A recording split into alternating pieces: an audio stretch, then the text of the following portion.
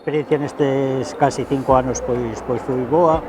Entrei no ano 17, había do ano 16 unha facturación de 44 millóns de euros e no ano 20, faltanos de quitar agora os datos do 21, que está sin pechar, no 20 houve 108 millóns de euros. Había daquelas sobre 900 e pouco produtores e agora a día de hoy debe haber próximos 1500.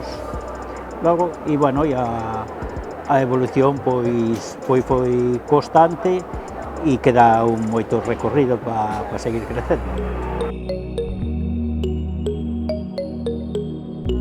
Levamos estes 2 anos de pandemia.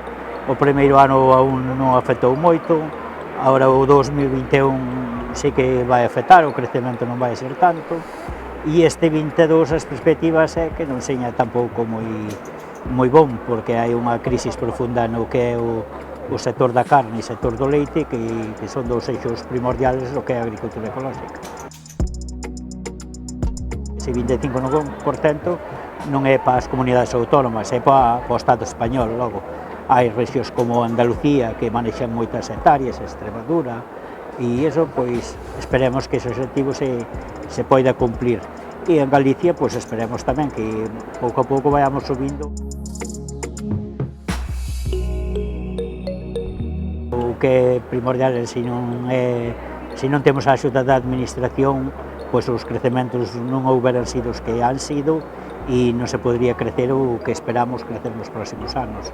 Para iso ten que implicarse a administración coas axudas, primar as axudas da PAC como se ten previsto discriminatoriamente o que é a agricultura ecolóxica, pois un pouco para animar a xente a que dé ese paso, porque sin axudas a xente pois é reacia a dar un paso a un cambio productivo como é de pasar de convencional a ecolóxico.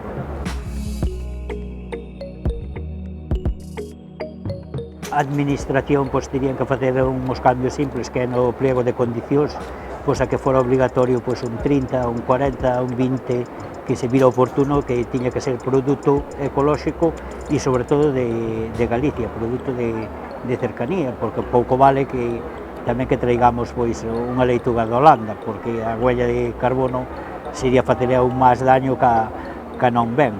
Pero sí que é posible, o que pasa que, bueno, as administracións tocar nesos temas pois son lentos, son reacios e hai que estar insistindo moito. E eu insisto sempre, temos que empezar polas generacións de abaixo, polos pequenos.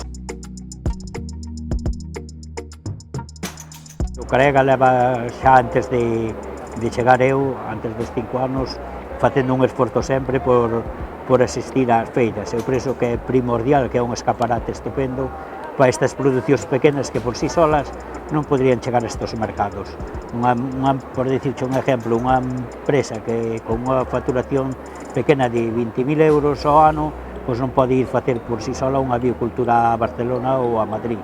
A nosa misión é esa, axudarlle, proporcionarlle un stand ali, baixo o paraguas sempre do Carega, que é o que facemos, e as máis grandes, que xa teñen outros posibles, pois xa poden ir por sí solas. Pero estes pequenos, eu penso que, e normalmente son os que veñen con nos a estas feiras, é un moi bon escaparate para dar a coñecer o seu produto.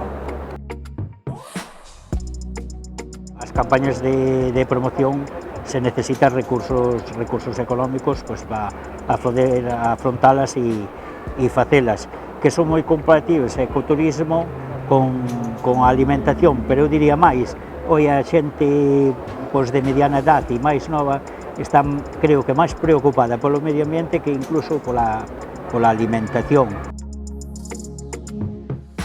Digamos que vamos reiniciar, a ver se isto se normaliza, se as feiras volven a empezar a funcionar. Está previsto que vayamos a Alemania, seguir mantendo as feiras que facíamos e seguir facendo promoción e axudándolle a estes pequenos produtores que por si solos non poden chegar a esos sitios.